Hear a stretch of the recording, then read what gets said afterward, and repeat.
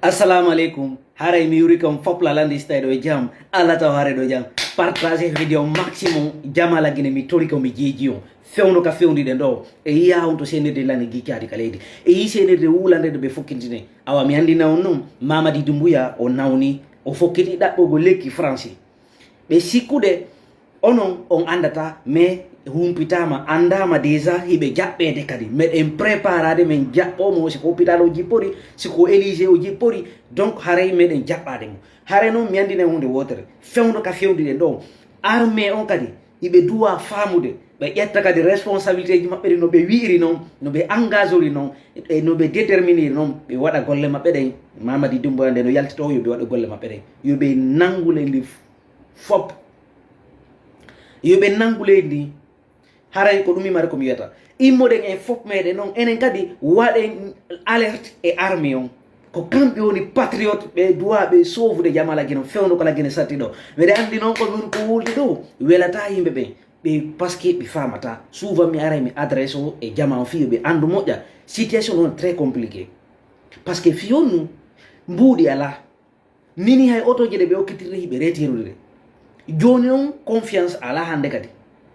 dogunoɓe ɓaw maɓɓe ɓe yi ɓeni ko fokkutuɗen ton en unoyte on retiroɗen ɗo kisan faalaɓe ɓe waddeni kala ɓe retiri otoje maɓɓe ɗen déjà joni ko ene woni marɓe jawle ɓen ko ene wona jentede ko ene wona darede hande yetela média on bo wonɗo lagine on ɗo wona ɗo sivede ɓuuri page janni on média ala joni noon fewdo ɗo ko ma jentitoɗola no woni ɗola mi jentitoɗo ara on darali yeeson labango tu ko ma yeeto ɗon ko duwa ɗon ko wadde par ce que ɗe golle ko enen sali ngo jippiro gollanno min mo luttino en 31 décembre 2024 tawatano Mamadi Doumbouya ko laamu mais vi que o yi ko ɓe ukki o no marsude ko ɓe naɓi o no marsude ko ɗum woni ɓe wadde ko ɓe wadde ɗo jamalagino no lorlede ko tata kamɓe o lorlude hoore maɓɓe awa ɗo noon mi wolano hunde wotere o fokkiti arde joni noon prépare ɗe akeyemmo vraiment ɓay o wi ko élu o wi diaspora européen fop votanimo ko kamɓe faala déjà yoɗo candidat ha woni candidat prépare en enen kadi hollemɓe ko ene woni homɓe ko ɗo noon woni hande kadi jippirongo hewti ko jippirongol lanna he mo yeetike on min Fodia Image Mamadi Doumbouya o sustata arde kanko Mamadi Doumbouya ɗo o waɗa ko watta ɗo o billahi o susta nini o nawno o ɓarori e lanɗo maɓɓe on wiwgol kanko ko onon invité mo alors que noon kanko Mamadi Doumbouya o nawni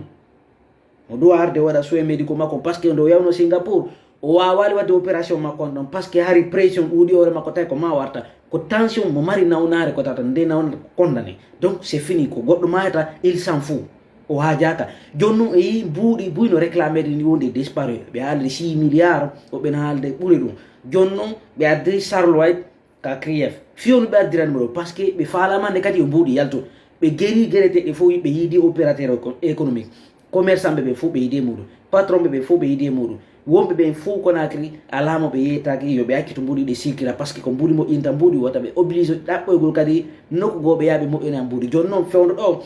ko ma enen kadi ɓay ko enen woni marɓe jawle ɓe ɓe confirmani en ko enen mari jawɗe e yaltin jawle men ne immoɗen enen kadi huwen ko duwaɗe ko duwa huwede hette leydi meɗen e juuɗe ɗi bandiji ɗo ko bandiji ɗi feewa Mamadi sera attaché ko men malto il finira plus que ça mieto ce ne fait que commencer on anday ɗon hande kadi hawnto senede lande jiccale kaleydi mi wola mi ɓangina Mamadi o ari o wuuɗike yeeso aduna on fop o ari o prometi yeeso aduna on fop o respectade serment makko o sikki o lanni marsinde o sikki o woni élu o wona légal o wona légitime goto votanali Doumbouya votannoɓe makko ɓen ɓayna figiyagal ɓen kadi hande retirike ɓe fop maɓɓe fop arti ɓawo UFDG fop arti ɓawo selludele haray noon no mi wirta noon ko arata kon ittugol Mamadi ko laamu arata kon ittugol mo ko laamu ko woni arde neɓata hewti fewti hakkude kinale toon siko wonno entre Conakry ha yomu hande kadi hewtiki ndiya joni déjà hewti koya joni no yaade direct ittoygol mo holoɗe hoɗo ɗon Doumbouya sera attaché comme malto il finira plus que ça mérite bientôt même ko ɗon o yiyaton fo fere senerde ko ɗo yiyaton penale Mamadi Doumbouya ɗen ko ɗe yaltitata ko à très bientôt Fodia Image l'armée guinéenne je vous confie à ça prenez votre responsabilité pour mettre terme à cette transition militaire pour mettre terme à Mamadi Doumbouya parce que c'est un homme menteur qui n'est ni légal ni légitime préparons-nous à la guerre. Immode ngen fop men ga soutenir kadi wombe be ngar kar sorta lendi e juri di bandi jiro. À très bientôt for des images